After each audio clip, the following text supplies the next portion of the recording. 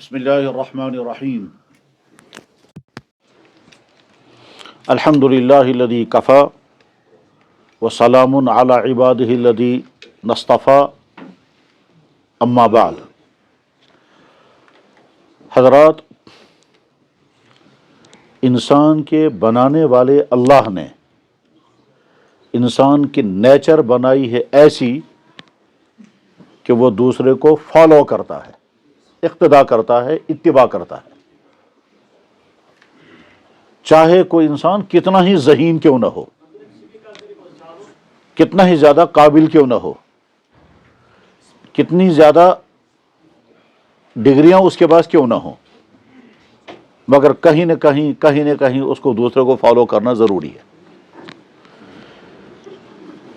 انسان کو بنانے والے اللہ نے انسان کی طبیعت، انسان کا مزاج، انسان کی فطرت، انسان کی نیچر ایسی بنائی ہے کہ وہ کتنی ہی اونچے مقام پر کیوں نہ پہنچ جائے، کسی بھی اعتبار سے، علم کے اعتبار سے، ذہانت کے اعتبار سے، عہدے کے اعتبار سے، دولت کے اعتبار سے، لیکن کہیں نہ کہیں اس کو دوسروں کو فالو کرنا لازم ہے۔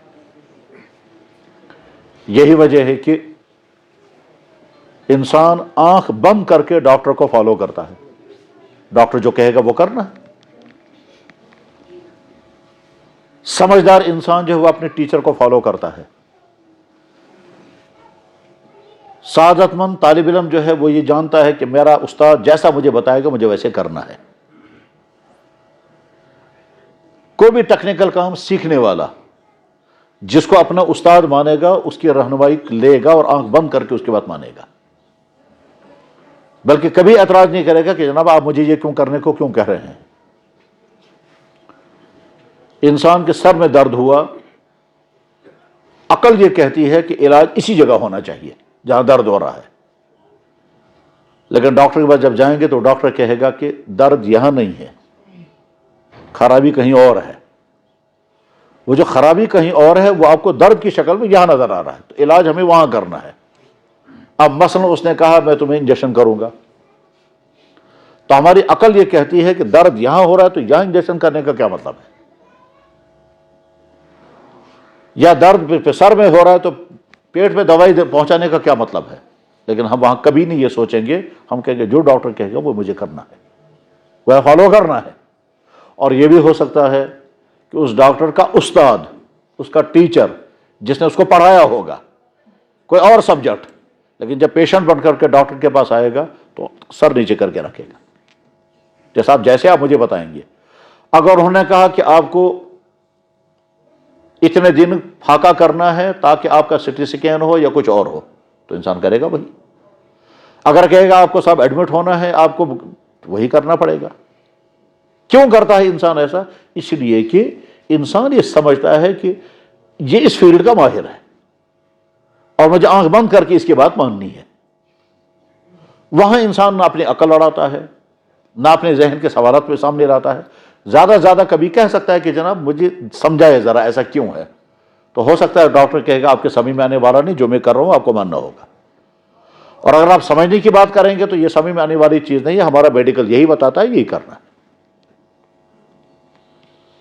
یہ جو انسان کا اللہ نے مزاج بنایا، اس مزاج کا تقاضا کیا ہے؟ اس مزاج کا تقاضا یہ ہے کہ جس پر ہم اعتماد کریں گے، جس کو ہم اپنے سے برتر مانیں گے، جس کو ہم اپنا خیرخواہ سمجھیں گے، جس کو ہم ماہر مانیں گے، اس کی بات آنکھ بند کر کے ماننی ہے۔ ہو سکتا ہے ایک انسان ایک فیلڈ میں بہت بڑا ماہر ہوگا لیکن دوسری فیلڈ میں وہ دوسری کی بات ماننے پر مجبور ہے۔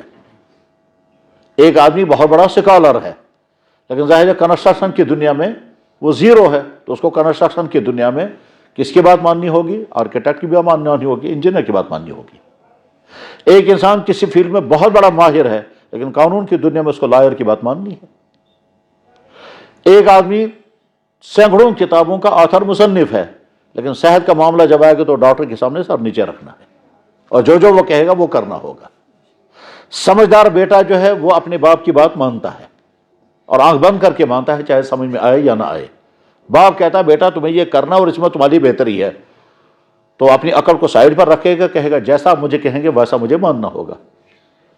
سمجھدار اسٹوڈنٹ جو ہے وہ اپنی ٹیچر کی بات مانتا ہے، جیسا آپ وہ بتائے گا ویسا کرے گا. کہ صاحب آپ تم اپنے سبجیکٹ کی تیاری میں یہ نوٹس دیکھو، یہ چیپٹر دیکھو، وہ آنکھ بند کر کے کہے گا. تو انسان کے مزاج میں اللہ نے کیا رکھا ہے؟ ماننا، فالو کرنا، دوسرے کی بات ماننا. چاہے کوئی کسی بھی ذہن کا ہو، یہ کام تو ہر انسان کرتا ہی کرتا ہے. اگر کوئی انسان کہے گا میں کسی کے سامنے سرنڈر نہیں کرتا، میں کسی کے سامنے سر نہیں جھکاتا، میں کسی کی بات ماننے کو تیار نہیں ہوں، وہ بھی 10 جگہ پر اپنی بات ماننے کو تیار ہے اور مانتا ہے. سبزی والے کے پاس گئے، اس نے کہا صاحب یہ دے دیو، نے کہا یہ ٹھیک نہیں، آپ یہ والا لے لو. اس کے بعد ہم مانتے ہیں. کیوں؟ اس لیے کہ ہم کسی چیز سے کسی شخص سے کوئی چیز کروانا چاہتے ہیں، وہ کہتے ہیں نا اب یہ نہیں، اب یوں کریں.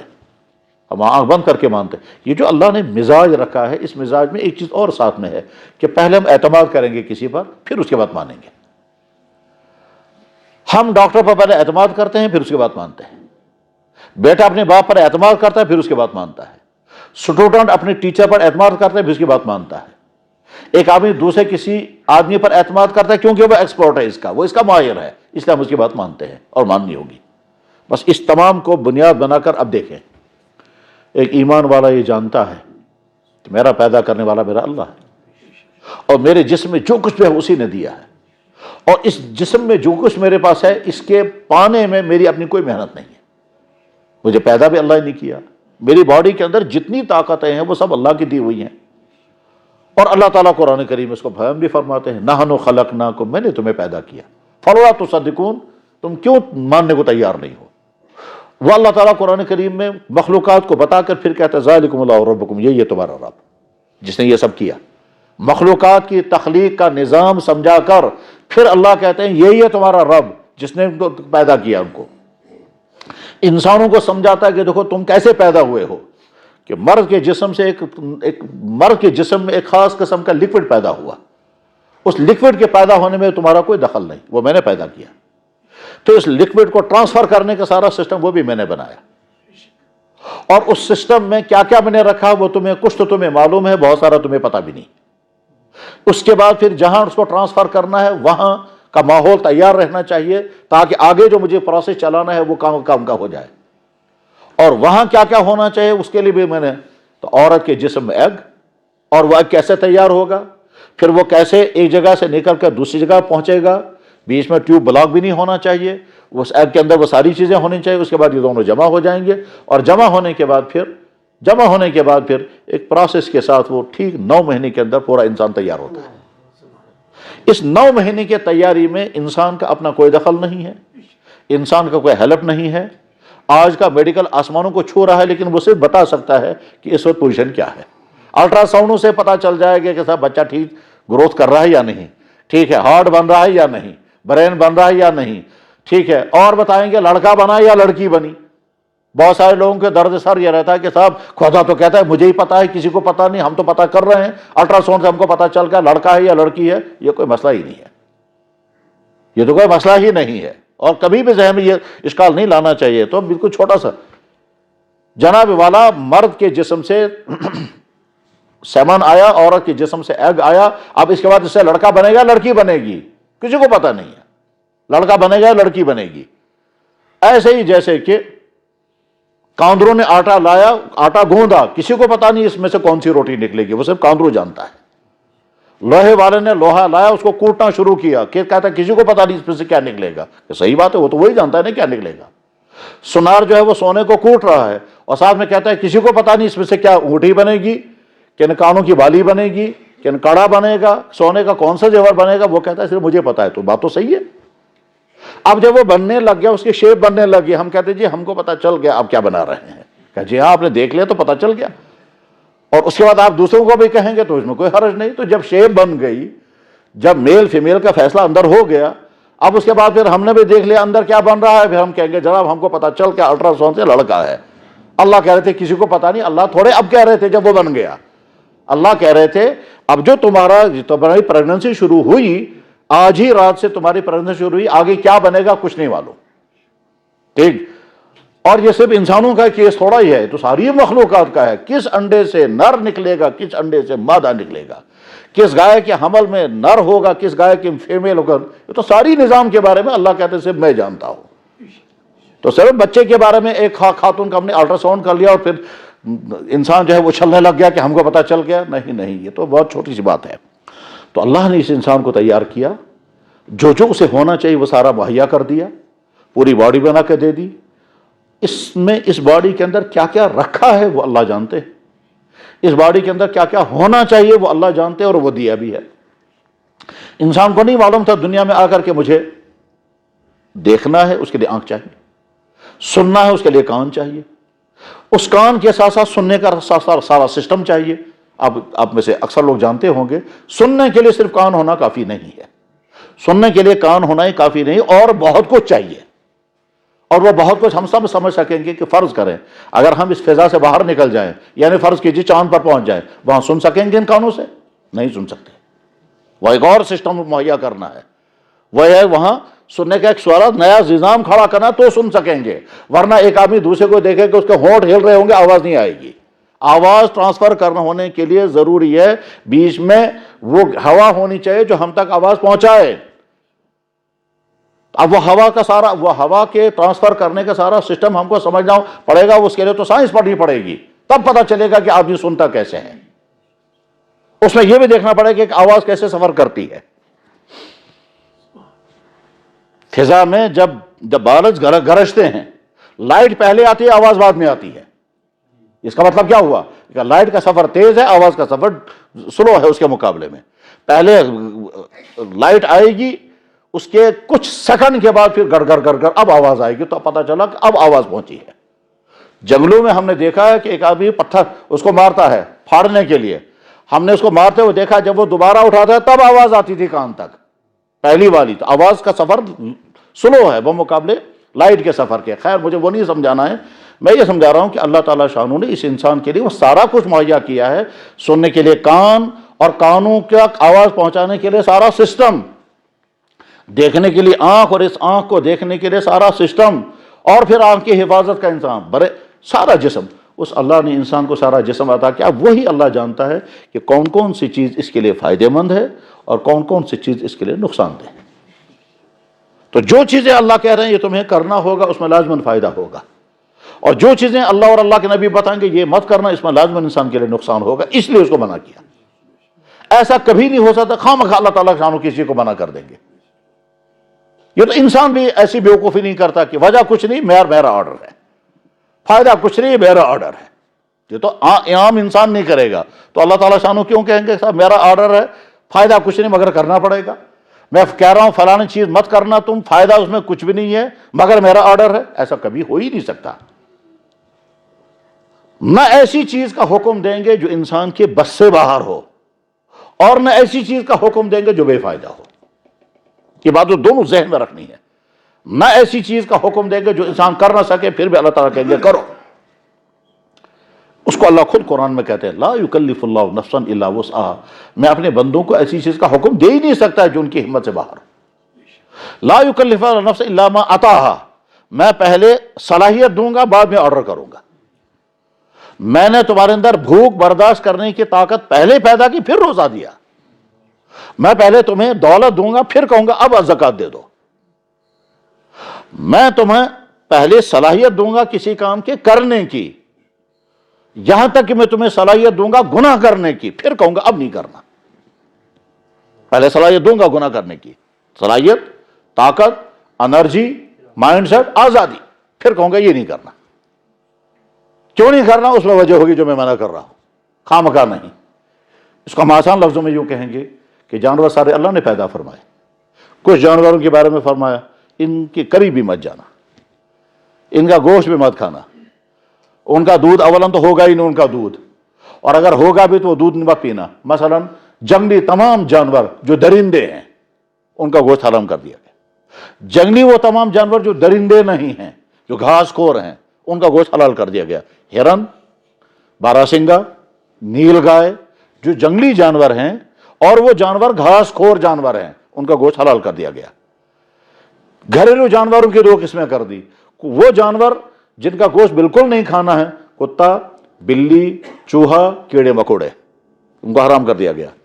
کچھ جانوروں کو حلال کر دیا گیا، جن جانوروں کو حلال کر دیا گیا ان کے لیے بھی شرط لگائی کہ آپ ایسے نہیں کھا سکتے، پھر ان کو ذبح کرنا پڑے گا۔ انہی جانوروں میں سے ایک بہت بڑی قسم ہے مچھلی، اس کو کہا یہ تم کھا سکتے ہو، ذبح کرنے کی بھی ضرورت نہیں ہے۔ اب یہ جو ہر جگہ الگ الگ سسٹم، اس کی وجہ ہوگی، خامخواہ نہیں ہو سکتا۔ جس اللہ نے بھیڑو بنایا اسی اللہ نے کتا بنایا۔ وہ کہہ رہے ہیں اس کا گوشت بھی کھا سکتے ہو، اس کے اون سے بھی فائدہ اٹھا سکتے ہو، دودھ نکلے کے بعد دودھ بھی پی سکتے ہو۔ اور اس جانور کے بعد فرمایا کہ نہیں، اس کے قریبی مت جانا، اس کا لعاب بھی گندی چیز ہے، اس کا پیشاب تو ہے ہی ہے گندی چیز، اس کا لعاب اتنی گندی چیز ہے کہ اگر تمہارے برتن میں اس کا لعاب گر جائے گا تو 7 مرتبہ برتن کو دھونا۔ یہ اللہ کے نبی نے فرمایا۔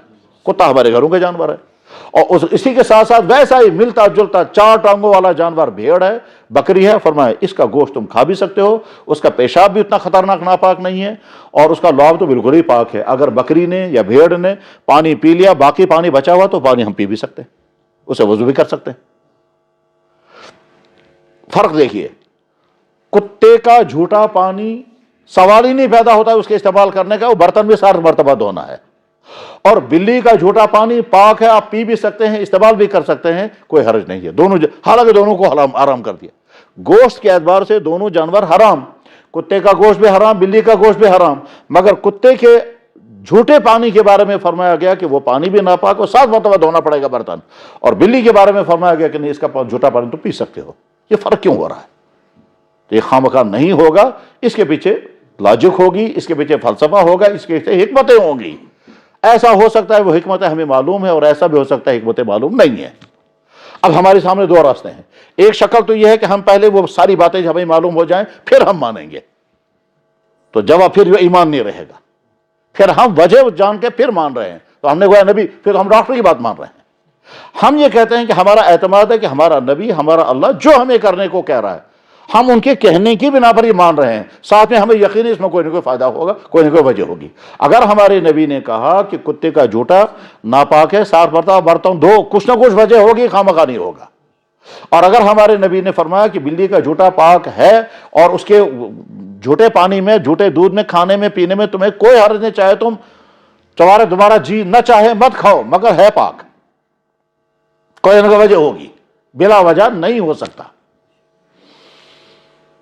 میں اس کو ایک اور نقطے سے سمجھاتا ہوں۔ اللہ کے نبی علیہ السلام نے فرمایا، بخاری شریف میں حدیث ہے، جب تمہارے کھانے پینے کی چیز میں مکھی گر جائے، اذا وقع الذباب فی طعام احدکم، جب تمہارے کھانے پینے کی چیز میں مکھی گر جائے، فمکلوا، اس کو ڈبو دو، ثم انکلوا، پھر اس کو پھینک دو۔ پھر آگے یہ نہیں فرمایا کہ اس دودھ کو یا پانی کو یا چائے کو پی لو، یہ نہیں فرمایا، کیوں؟ ایسا ہو سکتا ہے کہ بہت سالوں کا جی نہیں چاہے گا۔ کسی آدمی کا مزاج اتنا لطیف کہ وہ جھوٹی چیز کھانا پسند نہیں کرتا، کسی آدمی کا مزاج ایسا ہے کہ کھانا کھا رہے تھے، ایک کو الٹی آ گئی، اس کو من ہی نہیں کرے گا اب کھانا کھانے کو۔ اور کچھ انسان ایسے بھی ہیں، کتنی مکھیاں گر جائیں گے، مکھیاں پھینک دیں گے، باقی کھا لیں گے۔ ایک انسان ایسا ہے دسترخوان پر اوپر سے بھی گزر گیا تو کھانا نہیں کھائے گا۔ دوسرا انسان وہ بھی انسان ہے کہ جو وہاں کوڑے میں سے جہاں لوگوں نے کھانا پھینکا ہے، چاول اور گوشت کے پیس پھینک دیے ہیں، وہاں سے نکال کر کے جھاڑ کے پھر کھا لے گا۔ انسانوں کے مزاج الگ الگ ہے، وہ بھی انسان ہے، یہ بھی انسان ہے، ہم یہ تو نہیں کہہ سکتے کہ وہ انسان نہیں ہے، تو مزاج الگ الگ ہے۔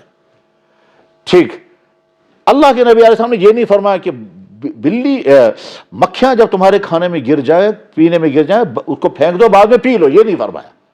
فرمایا پھینک دو، پھر آگے فرمایا اس کے ایک پر کے نیچے شفا ہے اور ایک پر کے نیچے دوا، شفا ہے اور ایک پر کے نیچے بیماری ہے۔ فإن فی إحدى جناحیہ داء وفی أخرى دواء، یہ آپ نے فرمایا۔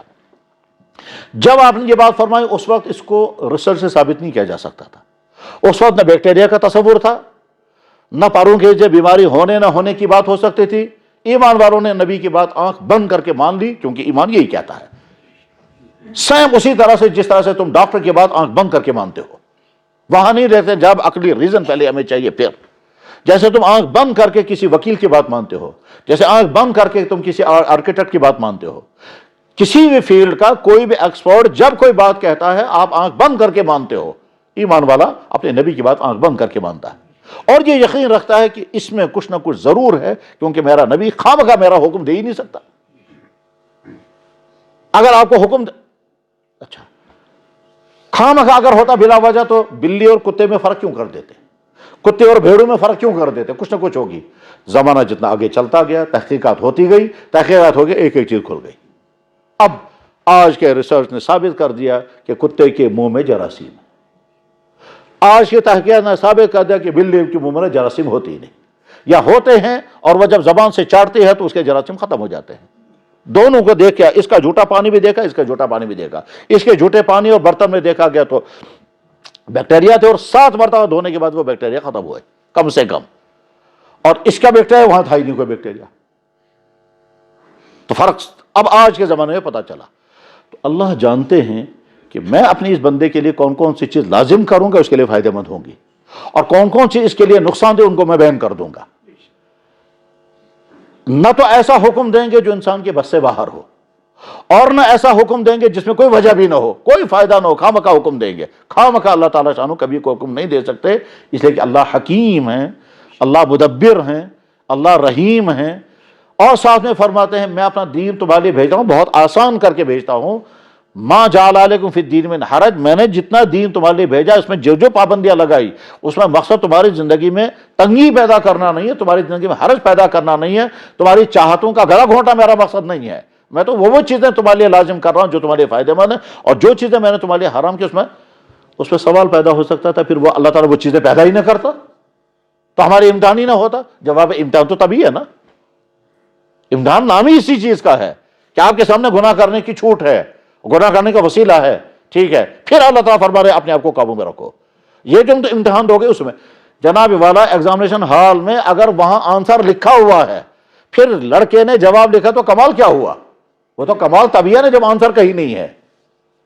آپ نے بکس پورے سال پڑھی ہیں، اس کے بعد آپ ایگزام دے رہے ہیں، اور اگر آپ نے یاد کیا تو وہی تو آپ کا کمال۔ امتحان تو اسی چیز کا ہے، امتحان اسی چیز کا ہے کہ مرد کو مرد بنایا پھر کہا گناہ نہیں کرنا، آنکھ دی دیکھنے کے لیے پھر کہا غلط مت دیکھنا، دماغ دیا سوچنے پھر کہا غلط مت سوچنا، دفتر میں بٹھایا اونچے عہدے پر بٹھایا پھر کہا یہاں سے ظلم مت کرنا، پیسہ دے دیا پھر فرمایا پیسہ فضول خرچی میں خرچ مت کرنا۔ تو پہلے دیں گے پھر کہیں گے اب یہ کرنا اور یہ مت کرنا، تو بالکل نیچرل سسٹم ہے۔ بس ٹھیک اسی طرح سے وہ اللہ جانتے تھے کہ اس انسان کے جسم میں اخلاقی صفات کیا ہونی چاہیے اور بیماریاں کیا کیا ہوتی ہیں، اور جسمانی اعتبار سے صحت کیسی اچھی ہوتی ہے، بیماریاں کیسی ہونی چاہیے۔ صحت اور بیماری کا تعلق اس کو جوڑ دیا میڈیکل کے ساتھ، اور ادھر سے اخلاقی صفات کے ساتھ اس کے لیے اپنا اس تمام صورتحال کو سامنے رکھ کر اللہ نے کہا روزہ تم پر فرض ہے۔ اس روزے کے اخلاقی فائدے بھی ہیں اور جسمانی فائدے بھی ہیں۔ مجھے آج ہی صبح کسی امام صاحب نے فون کر کے کہا، انہوں نے پوچھا جناب یہ حدیث ہے، میں نے کہا یار حدیث تو میں نہیں بتا سکتا ابھی حدیث ہے یا نہیں، ٹھیک، سومو تصحو، روزہ رکھو صحت پاؤ، روزہ رکھو صحت ملے گی۔ میں نے کہا میں تو نہیں بتا سکتا یہ حدیث ہے یا نہیں جب تک تحقیق نہیں کروں گا، ہم نے اب تک پڑھا نہیں اس کو کہ یہ حدیث کے انہی الفاظ کے ساتھ ہے نہیں، لیکن بات سچ ہے۔ بے شمار ایسی باتیں ہوتی ہیں جو حدیث نہیں مگر بات حق ہے۔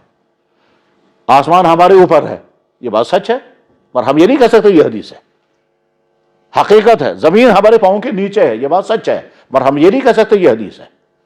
کیوں؟ بہت نازک معاملہ ہے حدیثوں کا ہے۔ اللہ کے نبی علیہ السلام نے فرمایا جس نے میری طرف کوئی بات منسوب کی اور میں نے وہ بات نہیں کہی ہوگی اس کا ٹھکانہ جہنم ہے۔ حدیثوں میں سب سے سخت حدیث یہی ہے، اور جب ہم حدیثوں کی قسمیں کرتے ہیں یہ حدیث صحیح ہے، یہ اعلیٰ درجے کی صحیح ہے، یہ اس سے اعلیٰ درجے کی صحیح ہے، تو جو حدیث سب سے زیادہ طاقتور ہوتی ہے، سب سے زیادہ پاورفل حدیث ہے، اس حدیث کو کہتے ہیں حدیث متواتر۔ جو حدیث صحیح، حدیث ضعیف نہیں، حدیث موضوع، حدیث موضوع مانے جو گڑی ہوئی ہے، جو اللہ کے نبی نے کہی ہی نہیں، وہ بالکل بناوٹی ہے۔ اور ایک حدیث ہوتی ہے مگر اس میں ضعف ہوتا ہے، وہ ضعف کہاں سے آتا ہے اس کو الگ سے تحقیق کرنی پڑتی ہے، یہ اس میں کمزوری کہاں سے آئی، پھر کمزوری کے درجات بھی الگ الگ ہیں۔ پھر ایک حدیث ضعیف نہیں وہ صحیح ہے نہیں، اس کے بعد ایک حدیث اس کو حسن کہتے ہیں، پھر حسن سے اوپر ایک اور حدیث ہے اس کو صحیح کہتے ہیں، پھر صحیح کے الگ درجات ہیں، درجہ ہوتے ہوتے پھر حدیث صحیح کی ایک قسم حدیث مشہور ہے، حدیث صحیح کی ایک قسم حدیث غریب ہے، حدیث صحیح کی ایک قسم حدیث عزیز ہے، حدیث صحیح کی ایک قسم حدیث مشہور ہے، حدیث صحیح کی آخری سب سے اونچے درجے کی قسم حدیث متواتر ہے۔ حدیث متواتر اتنی پاورفل ہے جیسے قرآن کی آیت۔ ان حدیث متواتر کو جب ہم شمار کرتے ہیں تو پہلے نمبر پر یہی حدیث آتی ہے، اللہ کے نبی نے فرمایا جو میری طرف کوئی غلط بات منسوب کرے گا اس کا ٹھکانہ جہنم ہے۔ اس لیے بخاری سے میں ایک ہی جگہ پر 5 حدیثیں اسی مضمون کی ہے، ایک ہی جگہ پر 5 حدیثیں ہیں۔ من کذب علی متعمدا فلیتبوأ مقعدہ من النار، من یقل ما لم اقل فلیتبوأ، جس نے وہ بات کہی میری طرف کہ نبی نے کہی حالانکہ میں نے نہیں کہی تو اس کا ٹھکانہ جہنم۔ تو تو حدیث کا معاملہ بہت نازک ہے. اسے جب مجھ سے سوال کیا گیا جناب یہ حدیث ہے سومو تصحو، روزہ رکھو صحت پاؤ گے، میں نے کہا میں تو نہیں بتا سکتا جب تک تحقیق نہیں کروں گا حدیث ہے یا نہیں، مگر بات ہے صحیح. اور یہ بات صحیح کہاں سے ہے کہ ساری میڈیکل کی دنیا، چاہے وہ علم طب کی دنیا ہو، علم طب کی دنیا ہو، اور چاہے وہ یونانی طب ہو، چاہے آیورویدک طب ہو، چاہے اسلامی طب ہو، چاہے ہومیوپیتھک ہو، چاہے تمام طب اس بات پر متفق ہیں کہ ڈائٹنگ کے ذریعے سے انسان کے صحت پر فائدے مند اثرات پڑتے ہیں. پرہیز اسی لیے ڈاکٹر بتاتے ہیں. تو روزہ رکھنے کے بے شمار جسمانی فائدے ہیں. کس کس بیماری کو کیا کیا فائدہ ہوتا ہے اس کی تفصیلات پر باقاعدہ کتابیں لکھی گئی ہیں. ٹھیک، اس بیماری کا علاج روزے سے اس طرح سے ہوا، فلاں بیماری کا علاج اس طرح سے ہوا. خیر وہ مجھے تفصیل سے بتانے وقت نہیں ہے، اس پر کتابیں لکھی گئی. حیدرآباد میں مشہور یونیورسٹی جامعہ عثمانیہ ہے، وہاں کے مصنف نے کتاب لکھی روزہ اور صحت.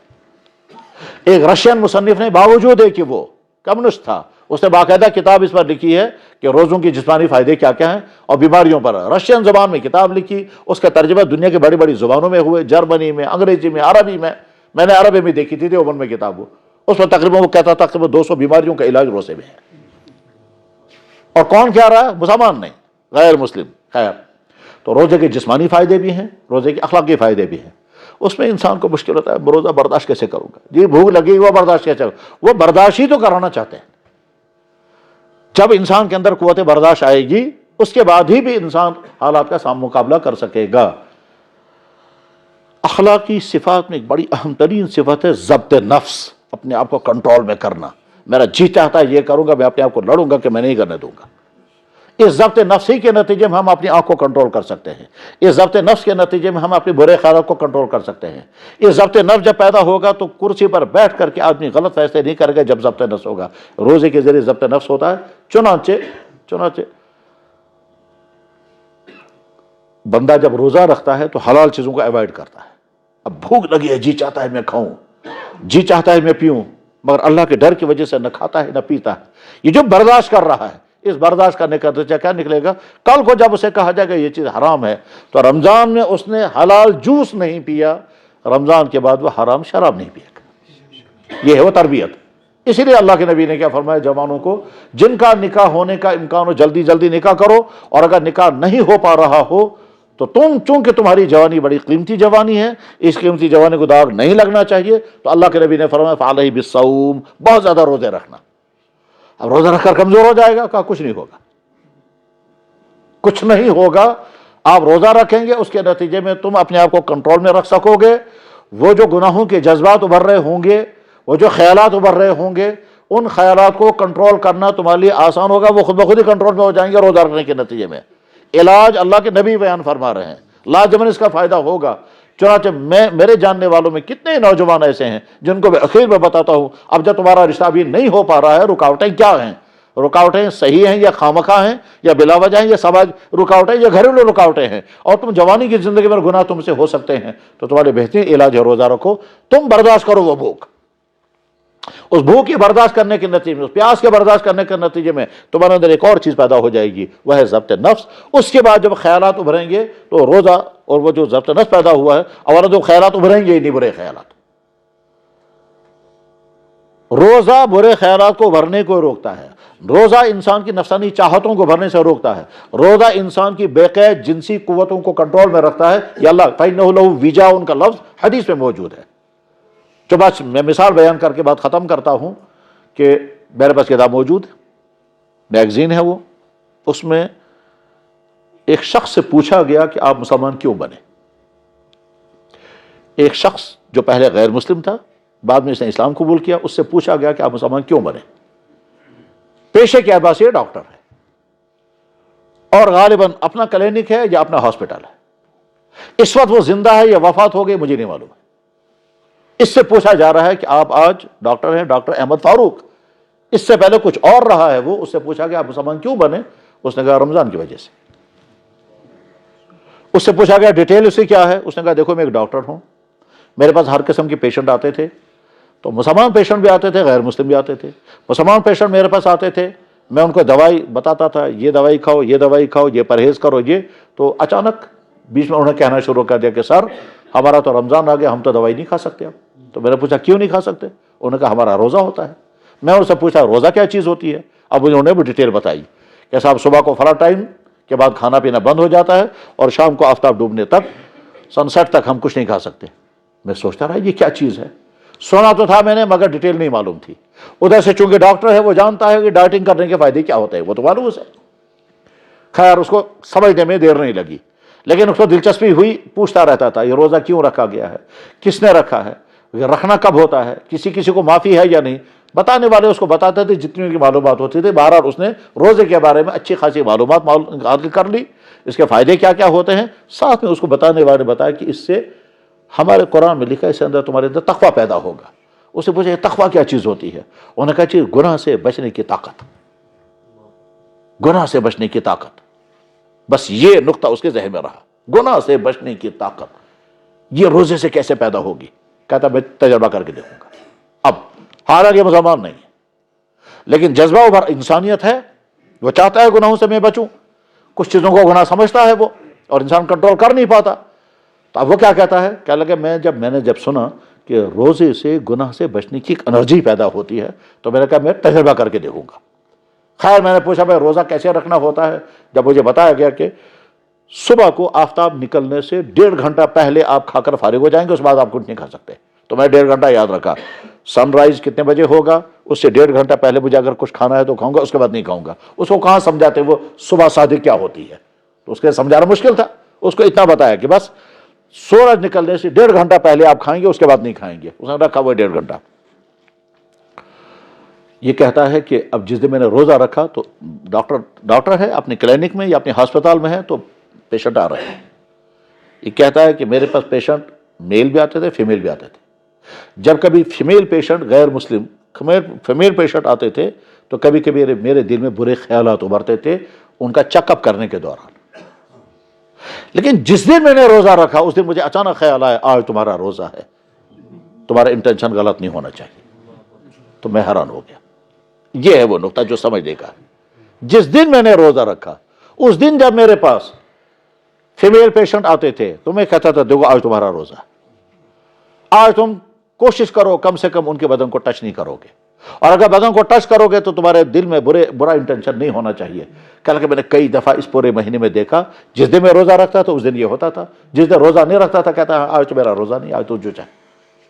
بس یہی سوچتے سوچتے رمضان ختم ہو گیا. میں نے کسی سے پوچھا بھائی اسلام قبول کرنے کے لیے کیا کرنا ہوتا ہے.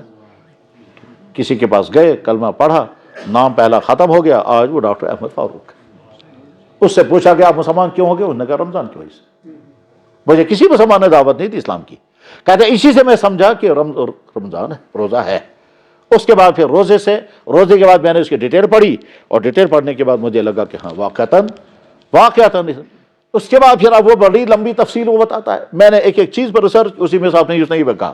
کہنے لگا میں نے اس کے بعد اچھی طرح سے اس پر سمجھنے کی کوشش کی کہ اسلام نے مرد اور عورت کے پرائیویٹ تعلقات مینسز میں حرام کیوں کیے ہیں. کہتے اتنی ڈیٹیل تو ہم نے کبھی نہیں سنی تھی. اسلام کہتا ہے دور رہنا, الگ رہنا, ہاتھ تک مت لگانا, یہ مت کرنا. تو میں نے ڈیٹیل جب پڑھی تو بعد میں پتا چلا کہ مینسز کی حالت میں اگر میاں بیوی میں آپس میں انٹرکورس کیا تو اس کے نتیجے میں کیا کیا بیماریاں مرد کو اور کیا کیا بیماریاں عورتوں کو. اس وقت تو نہیں جانتے تھے لوگ کہ مینسز کی حالت میں اگر میاں بیوی آپس میں پرائیویٹ تعلقات جوڑیں گے تو کیا ہو جائے گا, وہ تو نہیں جانتے تھے. اور مدینے کے ماحول میں تو ہوتا یہ تھا, عیسائی تو سمجھتے ہی نہیں اس میں کوئی گناہ, اور یہودی لوگ جو ہیں وہ عورتوں کو گھروں سے باہر نکالتے تھے, وہ گھروں میں نہیں رہنے دیتے تھے, اس کے ہاتھ کی پکی ہوئی چیز بھی نہیں کھاتے تھے. وہ اگر کپڑے کو ہاتھ لگائیں گے تو کپڑا بھی گندا ہو گیا, تو یہ دوسری انتہا پر پہنچ گئے. اسلام نے اس کو بیلنس کیا کہ مینسز کی حالت میں عورت کے ہاتھ کا پکا ہوا کھانا بھی حلال ہے, اس کے کپڑے بھی پاک ہیں, یہ سب کچھ ہے. بس صرف پرائیویٹ تعلقات آخری درجے کے قائم نہیں کرنے ہیں, ورنہ میاں بیوی ایک بیڈ پر سو بھی سکتے ہیں. اللہ کے نبی علیہ السلام نے ازواج مطہرات کے ساتھ جو زندگی پرائیویٹ زندگی گزاری اس کی تمام تفصیلات موجود ہیں. بلکہ رمضان میں اللہ کے نبی علیہ السلام نے اعتکاف کیا, اور اعتکاف کے دوران آپ کو سر میں کھجلی آئی, آپ نے چاہا کہ میرا سر دھونا چاہیے, تو آپ نے عائشہ سے کہا عائشہ میں چاہتا ہوں میرا سر, مگر میں اعتکاف میں ہوں تو کیسے ہوگا. تو عائشہ نے کہا حضرت سر مبارک باہر نکال لیں. چاہے حضور مسجد میں ہیں, سر مبارک باہر نکالا دروازے کے باہر, اور حضرت عائشہ نے سر دھویا حضور کا. پھر حضرت عائشہ کہتی ہے میں مینسز کی حالت میں تھی, اسی حالت میں میں نے اللہ کے نبی کا سر مبارک دھویا. پرائیویٹ معاملات بھی انہوں امت کے سامنے رکھ دیے, کیونکہ پرائیویٹ معاملات ان کے ذات کے معاملات نہیں, وہ تو دین ہے. تو ڈاکٹر کہتا ہے میں حیران ہو گیا کہ اسلام نے کیسے اس کو بیلنس کیا ہے, کہ اتنی سختی بھی نہیں کی کہ صاحب ہم پھاکے لگ جائیں گے, اس کے ہاتھ سے کھانا بھی نہیں کھانا ہے. اتنی سختی بھی نہیں کی کہ وہ دیوار کو ہاتھ آ گیا, دیوار بھی ناپاک ہو گئی. اتنی سختی بھی نہیں کی کہ اس کا سانس بھی ناپاک ہو گیا. اللہ حول ولا قوت. وہ تو کہتے ہیں نا کچھ لوگ اس کا سانس بھی ناپاک ہے, اس کے ہوا اگر لگ گئی آپ کا کپڑے ہی ناپاک ہو گئے. اتنا سختی بھی نہیں کی اور ہے بھی نہیں, بس نہ اتنا کھلی چھوٹ دے دی جیسے ایک طبقے کے ہاں ہے, وہ کہتے ہیں کہ مینسز ایسے جیسے پیشاب ہے, عام نارمل حالت میں جیسے کر سکتے ہو ویسے کرو.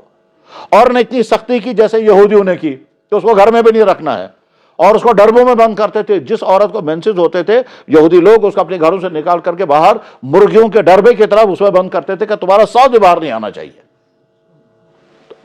یہ سب کون ڈسکس کر رہا ہے؟ وہ شخص کر رہا ہے کہ جس نے چند دنوں پہلے اسلام قبول کیا. تو اسلام, اللہ اور اللہ کے نبی نے دین فطرت ہمیں عطا کیا, سچا دین عطا کیا. اس انسان کا پیدا کرنے والے خالق و مالک نے اس انسانوں کے لیے جو زندگی گزارنے کا سسٹم بنا ہے, اس میں کہیں نہ کہیں ظلم ہو سکتا ہے, نہ کہیں غلط ہو سکتا ہے. تو اللہ نے روزہ فرض کیا, اس میں بے شمار حکمتیں ہیں. اور وہ روزے کا مزہ تبھی جب بھوک لگے, جب پیاس لگے اور انسان اس کو برداشت کرے تبھی. اور اگر بھوک بھی نہیں لگ رہی, پیاس بھی نہیں, پھر اگر ہم نے روزہ رکھا تب بھی وہ روزہ ہی ہے. مگر اصل روزہ وہ ہے کہ جتنا برداشت کرنا پڑے, جتنا جھیلنا پڑے, اتنا جب برداشت کریں گے تو اللہ تعالیٰ چاہتے ہیں نا میرے بندے کے اندر ضبط نفس پیدا ہو جائے. اچھا, روزہ بھی اتنا رکھا جس کی وجہ سے ایسا بھی نہیں بیچارے کے گھٹنے ہی بیٹھ جائیں, یہ کھڑا ہی نہیں ہو سکے گا. اتنا اللہ کے نبی علیہ السلام کبھی کبھی روزہ رکھتے تھے, مگر کیسا؟ وہ صوم وصال رکھتے تھے. صبح کو سحری کھائی, شام کو افطار نہیں کیا, رات کو بھی کچھ نہیں کھایا, رات گزر گئی, پھر سحری کے وقت آیا, آپ نے سحری نہیں کھائی, روزہ سٹارٹ ہو گیا, اگلے دن شام کو افطاری کی. اس کو کہتے ہیں صوم وصال, و بخاری میں ہے. صحابہ کرام نے کہا جب حضور تو ہم بھی کریں گے. اللہ کے نبی نے فرمایا تم نہیں کر سکتے. انہوں نے کہا نہیں حضرت ہم بھی کر رکھیں گے. حضور نے فرمایا نہیں, تم کو نہیں. انہوں نے سوچا کہ حضور ہم سے منع کر رہے ہیں شفقت کی وجہ سے, ناجائز ہونے کی وجہ سے نہیں. تو شفقت کی وجہ سے منع کر رہے ہیں, سمجھ رہے ہیں یہ کر نہیں پائیں گے, تھک جائیں گے, کمزور ہو جائیں گے, کھڑے نہیں ہو پائیں گے, تو رحم کی وجہ سے آپ حضور ہم کریں گے. تو صحابہ نے رکھنا شروع کر دیا. حضور کو پتا چل گیا میں منع کرنے باوجود رکھ رہے ہیں, ٹھیک ہے میں اب تیسرے دن بھی روزہ رکھوں گا, دیکھتے ہیں کون کرے گا مقابلہ. تو کہا تھا جو میسج مان کرے, یعنی تم کہاں مجھ سے مقابلہ کرنے لگے, ظاہر اتنا نہیں کر سکتے تھے. پھر اللہ کے نبی نے عجیب جملہ فرمایا, ایکم مثلی, تم کیا مجھ سے مقابلہ کرو گے؟ تم میں سے کون ہے مجھ جیسا؟ ایکم مثلی, کون ہے تم میں سے مجھ جیسا؟ یطعمنی ربی ویسقینی, میرا رب مجھے کھلاتا بھی ہے اور پلاتا بھی ہے. اب سوال پیدا ہو گیا وہ کہاں کھلاتے اور پلاتے ہیں؟ تو جواب ہے کھلاتے پلاتے کا مطلب یہ مادی کھانا نہیں ہے. انسان صرف مادی کھانے کے سہارے زندہ نہیں ہے, اس کے علاوہ بھی کچھ اور چاہیے. یعنی گویا اللہ کے نبی فرما رہے ہیں کہ زندہ رہنے کے لیے جیسے کھانا پینا چاہیے وہ تب انسانوں کی ہے, میری ایک کیفیت یہ بھی ہے کہ میں کھائے پیے بغیر بھی زندہ ہوں. ہم اس کو سمجھ سکتے ہیں حضرت عیسیٰ علیہ السلام آسمانوں میں زندہ ہیں, کھائے پیے بغیر زندہ. وہاں کہاں فصلیں اگتی ہیں, وہاں کہاں پھل ہے. تو زندہ رہنے کے لیے اللہ کا فیصلہ کافی. میرا اللہ مجھے کھلا رہا ہے پلا رہا ہے, یعنی میرے بدن کے اندر وہ صفات پیدا کی ہیں کہ کھائے پیے بغیر بھی میں زندہ رہ سکتا ہوں. ہمارے بزرگوں میں سے گزرے حضرت مولانا قاسم نانوتوی, ان کے ساتھ مناظرہ کرنے کے لیے پنڈت نے اعلان کیا تھا میں ان کے ساتھ بحث کرنے کے لیے تیار ہوں, مذہبی بحث. اس کا نام تھا پنڈت دیانند سرسوتی. ٹھیک, تو اس کا اندازہ تھا کہ مولانا تو آئیں گے نہیں بحث کرنے کے لیے, لیکن مولانا چلے گئے. تو وہ گھبرا گیا. تو انہوں نے کہا بھائی یہ تو بہت مشکل ہے. تو اس کے بعد پھر مولانا نے ان کے پاس افراد بھیجے کہ بھائی جا کے اس سے کہو کہ تیار ہو جائیں بات کرنے کے لیے, جس ٹاپک پر تم کو ڈیبیٹ کرنا ہے میں تیار ہوں. وہ جو آدمی ان کے پاس بیٹھے ہوئے تھے وہ کھانا کھا رہے تھے, یہ دیکھتے رہے, انہوں نے بہت سارا کھانا کھایا. تو واپس آنے کے بعد انہوں نے کہا حضرت اگر اس نے آپ سے کہا چلو پہلے کھانا میں ڈیبیٹ کرتے ہیں, تم زیادہ کھاؤ گے یا میں زیادہ, تو آپ تو ہار جائیں گے, آپ تو نہیں اتنا کھا سکتے ہیں. تو مولانا ہنسے اور ہنس کر کے فرمایا تم نادان ہو. جب انسانوں کو کھانے کا مقابلہ کرنا ہوگا تو زیادہ کھانے میں نہیں, زیادہ کھانے کا مقابلہ بھینس سے کرائیں گے. کم کھانے کا مقابلہ کرنے کے لیے تیار ہو جائیں تو ٹھیک ہے, میں 1 مہینہ کھائے پیے بغیر زندہ رہ کے دکھاؤں گا, وہ دیکھتے ہیں کتنا زندہ رہ سکیں گے. تو خیر اللہ کے نبی نے کیا فرمایا کہ تم مسلسل مجھ جیسے روزے مت رکھو. انسانوں کو اللہ نے اتنا ہی روزہ دیا, اتنا ہی روزہ دیا جتنا انسان برداشت کر سکتا تھا. تو روزہ بہت بڑی نعمت ہے. اس کے جسمانی فائدے، اس کے اخلاقی فائدے، اس کے سماجی فائدے، اس کے معاشرتی فائدے بے شمار ہیں۔ اسی وجہ سے اللہ نے رمضان کے روزے، اس لیے شوق کے ساتھ ہم کو روزے رکھنے ہیں اور اچھی عمدگی کے ساتھ رمضان گزارنا ہے۔ اب رمضان کی تفصیلات کیا کیا ہیں انشاءاللہ رمضان بھر بیان ہوتی رہیں گی۔ یہ تو اصل میں ابھی حدیث پر عمل کر رہے ہیں، اور وہ حدیث کیا ہے؟ رمضان سٹارٹ ہونے سے پہلے اللہ کے نبی علیہ السلام نے ایک تقریر فرمائی تھی، اس میں حضرت سلمان فارسی کہتے ہیں خطبنا رسول اللہ کے نبی علیہ السلام نے ہم کو خطبہ دیا اور فرمایا بہت بڑا مہینہ آ رہا ہے، کل یا پرسوں سے شروع ہونے والا تھا، ایک دن پہلے وہ خطبہ ارشاد فرمایا تھا، اسی پر عمل کرتے ہوئے یہ ابتدائی باتیں تمہید کے طور پر عرض کی ہیں۔ اور حدیث بیان کرنے والے سلمان فارسی، اور وہ سلمان فارسی بڑی خصوصیات کے صحابی تھے، بڑی منفرد کمالات کے آدمی تھے، حیرت انگیز کمال ان کے اندر تھے۔ انہوں نے یہ حدیث کو نقل فرمایا حدیث کی کتابوں میں، اسی پر عمل کرتے ہوئے یہ اس وقت کی مختصر سے گفتگو کی گئی۔ رمضان میں شوق کے ساتھ روزے رکھنے ہیں، روزوں کی حفاظت کرنی ہے۔ روزوں کی حفاظت کرنے کے معنی کہ ہم روزہ جب رکھیں گے تو ساری غلطیاں نہیں ہونی چاہیے جن غلطیوں کے سے روزوں کے فائدے ختم ہو جاتے ہیں۔ مثلا ہم نے رمضان کے روزے رکھے، ادھر سے موبائل کا غلط استعمال ہوتا رہا، رمضان کے روزے رکھے آنکھوں کا کنٹرول نہیں رکھا، رمضان کے روزے رکھے کمائی میں غلطی کی اور خرچ کرنے میں اور حرام پیسہ کھاتے رہے، روزہ رکھا ادھر سے زبان قابو میں نہیں رکھی، تو اس کے نتیجہ یہ ہوتا ہے کہ روزوں کے جو فائدے ہوتے ہیں وہ فائدے نہیں ہوا کرتے ہیں۔ جوانوں کے لیے اللہ کے نبی نے فرمایا تھا فعلیک بالصوم، تمہارے ذمہ لازم ہے کہ روزہ رکھو۔ مولانا اشرف تھانوی رحمہ اللہ تعالیٰ کے ویسے نوجوانوں نے کہا حضرت میں نے سنا تھا کہ روزہ رکھنے سے انسان کی جنسی خواہشیں کنٹرول میں رہتی ہیں، میں نے روزہ رکھا مگر ہوا ہی نہیں۔ تو آپ نے فرمایا اچھا کتنے روزے رکھے تھے؟ انہوں نے کہا ایک۔ انہوں نے کہا ایک روزے سے تھوڑا ہی ہوگا، وہ تو اتنے تسلسل کے ساتھ روزے رکھنے پڑیں گے۔ پھر فرمایا دوائی کتنے دن کھاتے ہو؟ کہنے لگے جب تک ڈاکٹر کہے گا۔ تو کہنے لگے جب تک ڈاکٹر کہے گا تب تک دوائی کھاتے رہو گے، جس ترتیب سے کہے گا اسی ترتیب سے کھاؤ گے۔ تو اسی طرح سے روزے جو ہے وہ تھوڑے ایک دن روزہ رکھا تم نے، ایک دن ٹانک کی ساری بوتل پی لی اور پھر کہا میں تو کچھ مجھے تو بدن میں طاقت آئی نہیں، وہ تو ایک دن ٹانک پی کی بوتل کھانے سے نہیں ہوگا، وہ تو نبی کے کہنے کے مطابق تسلسل سے روزے رکھنے ہیں، اور تب تک روزے رکھتے رہنا ہے جب تک تمہارے اندر ضبط نفس پیدا نہ ہو جائے۔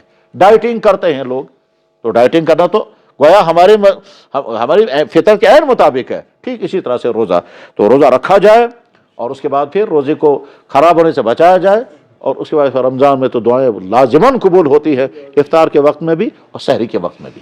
اللہ تعالیٰ عمل کرنے کی توفیق عطا فرمائے۔ وآخر دعوانا الحمدللہ رب العالمین برحمتک یا ارحم الراحمین، آمین۔